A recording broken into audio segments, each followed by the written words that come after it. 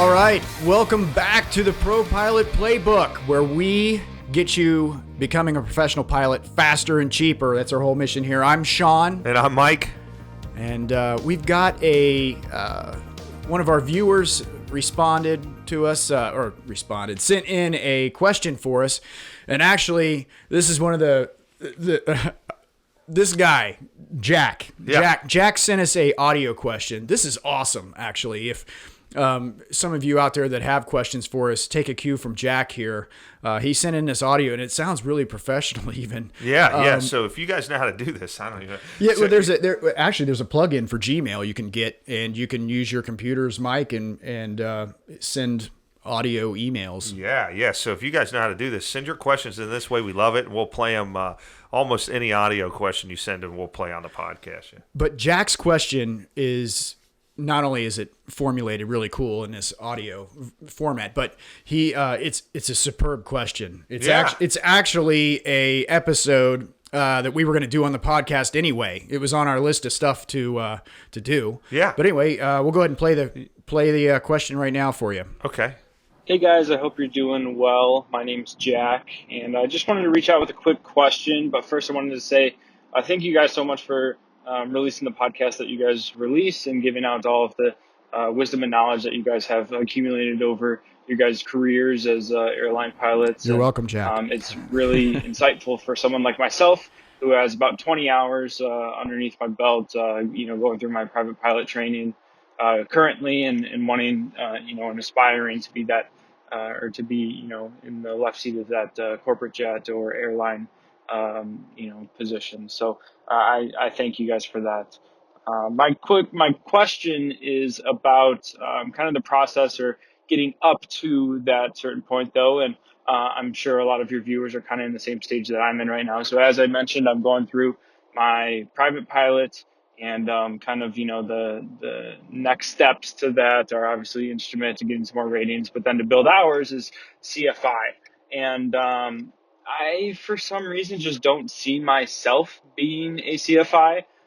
Me personally, how I look at it is I would rather, if I could get a job somewhere, flying cargo or flying, survey or aerial survey or banner tow or something like that, to where I can just build my hours kind of quickly from that and fly, different types of aircrafts and stuff like that. That just seems more appealing to me than just instructing and teaching and flying the same aircraft over and over and over until I get those minimum requirements. I just want to get your guys' take on this, though, to see if, that's a good path, or would you guys recommend, based on what the airlines want, both the corporate world wants and what the major airlines want, do they want to see a CFI? And am I going to be shooting myself in the foot, so to speak, for, not wanting to go that CFI route? Or do you think it doesn't really matter what route I take, just as so long as I build my hours, just because the industry is kind of where it's at right now? So that's my question. If you guys, can respond to me either in the podcast or, via email or something like that, then I'd greatly appreciate it. Yeah. Thank you guys so much. All right. Guy sounds like a DJ, man. Yeah, I know. Yeah. No, great question. And there's a couple things to unpack there.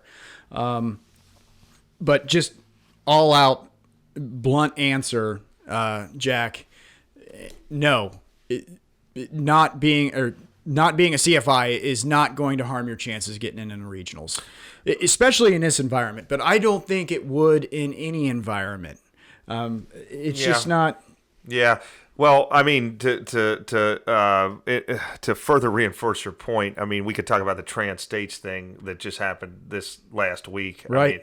I mean, this is a known thing in the industry. Trans-States Airlines, which is a regional jet operator, has been around for quite a while. I mean, it's 20 years maybe or something. Yeah. Flying 50-seat regional jets. Where are they based out of? Do you know? St. Louis? Up north, I thought. Okay. Well, maybe to St. Louis, actually. Something. But they do stuff for regional carrier stuff for some of the majors. Yeah. You can Google this operator, Trans-States. They're the first one to officially announce that Closing they're the going to doors. close the doors due to the pilot shortage. They just can't They can't. The current labor environment is too expensive, and it's too hard to retain talent. They have a captain shortage. The captains are leaving. They can't upgrade their existing first officers fast enough, and they can't make enough money with the planes they have on hand. So they're just scaling back and dismantling the company. Sure, and it's somebody you might be watching this say, well, there's got to be enough. Well, it's not just the regionals that are getting the pilots. They have, some stuff going on for them. They're throwing these bonuses out. I just got another postcard in the mail this week. If you're a qualified captain, somebody could be hired and go right in the left seat. It's like $90,000 with all the bonuses.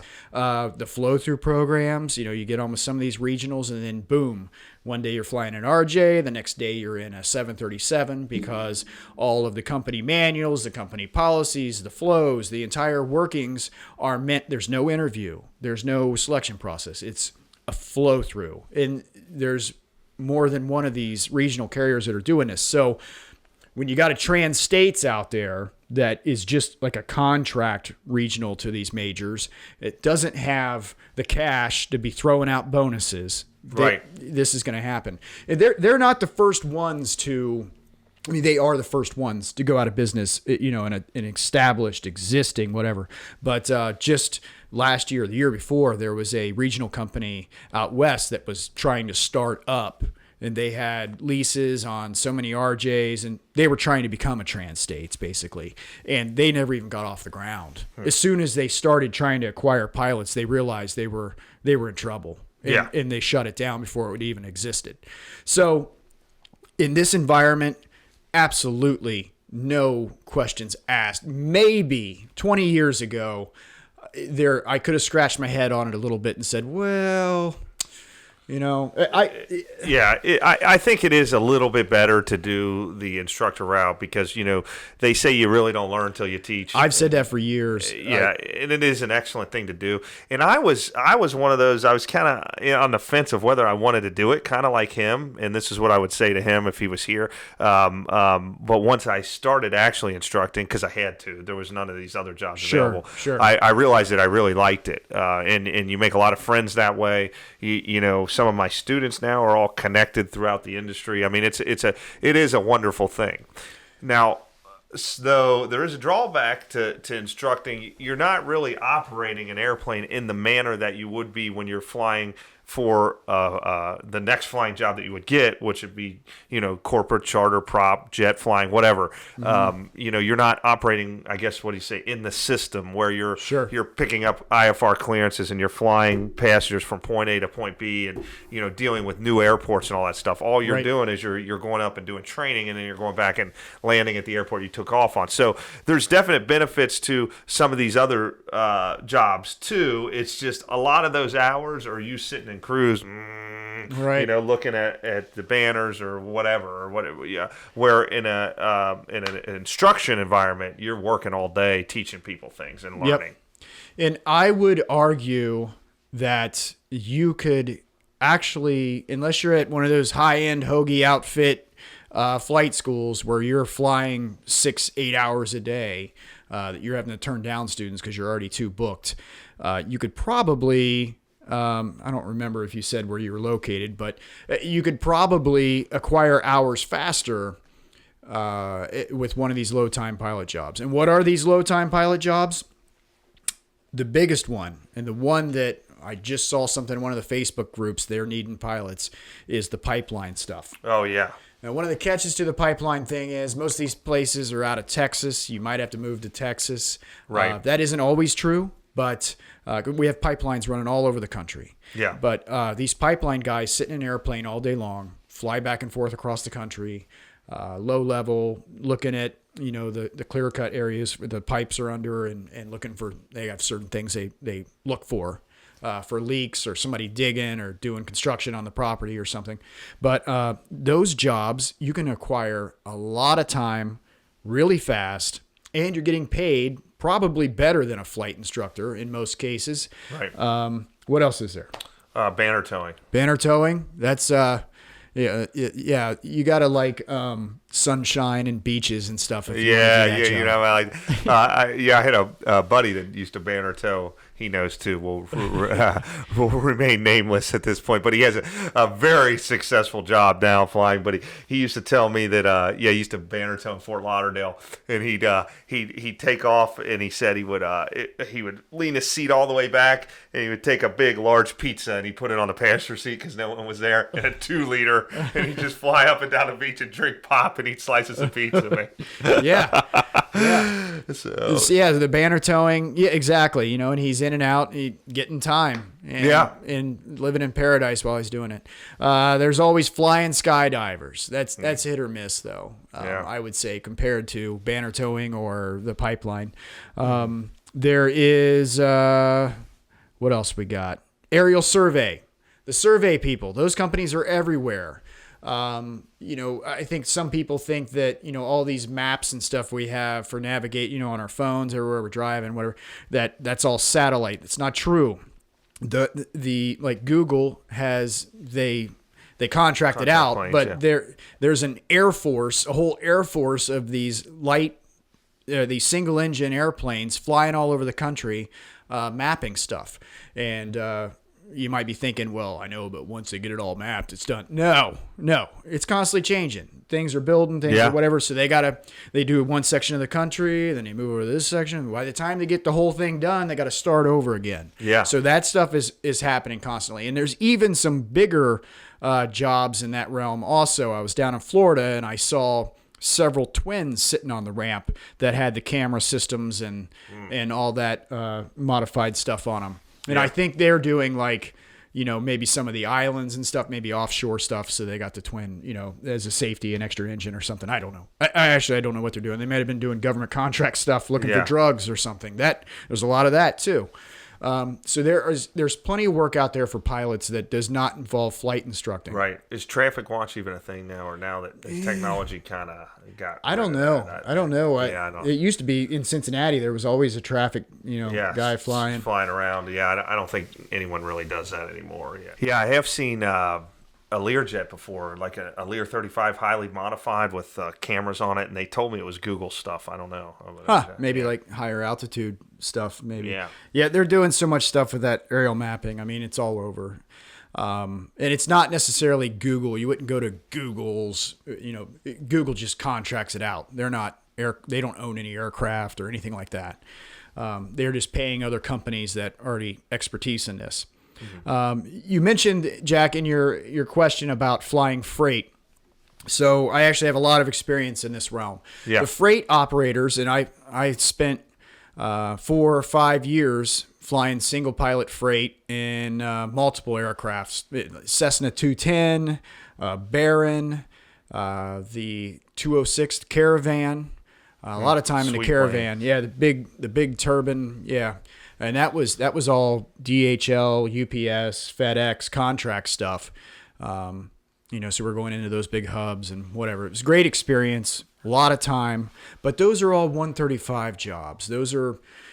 That's a different animal. And that's a second job. Right. And back in that time, that was one of the stepping stones. That was like what you did after you flight instructed to get enough time, because everything was so competitive, to get to the airlines.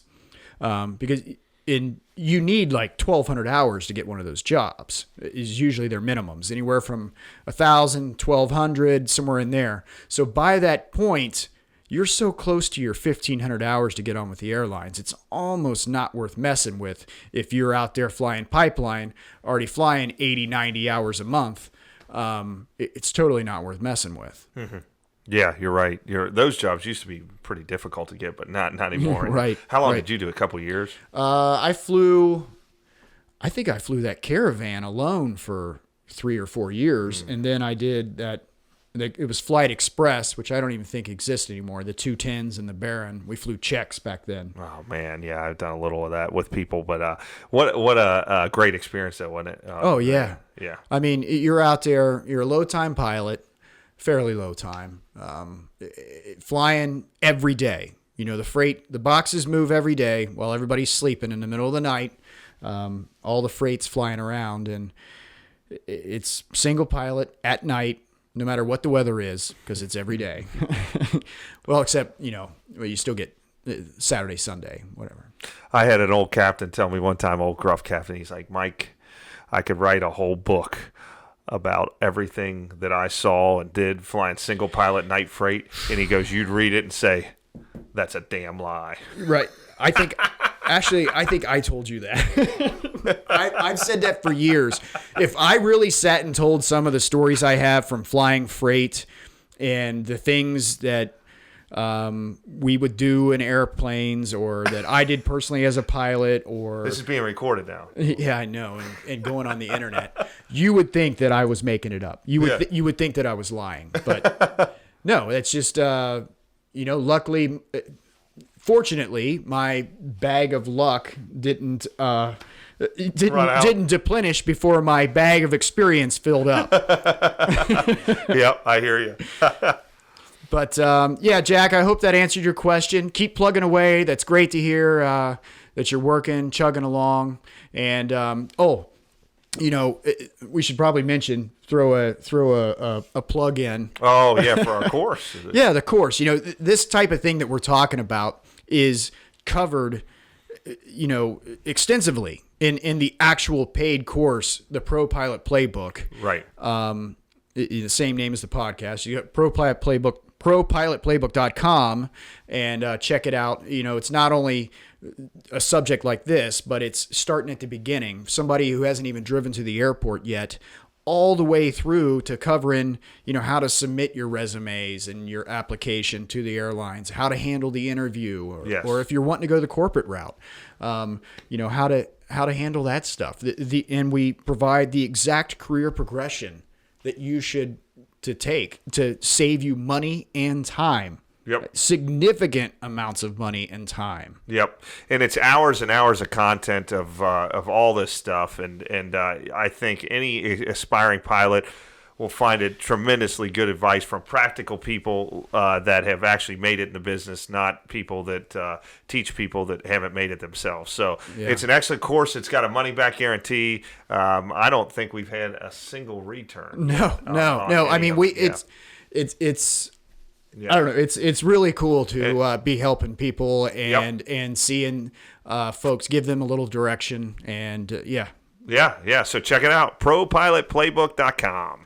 All right. Thanks for tuning in, folks. Jack, good luck to you. Good luck. And keep the questions flowing in. You guys got a question like Jack? You don't have to do the fancy audio thing. Send us we love it, though. Yeah. Send us an email at podcast@ProPilotPlaybook.com. We'll see you next time. Thanks.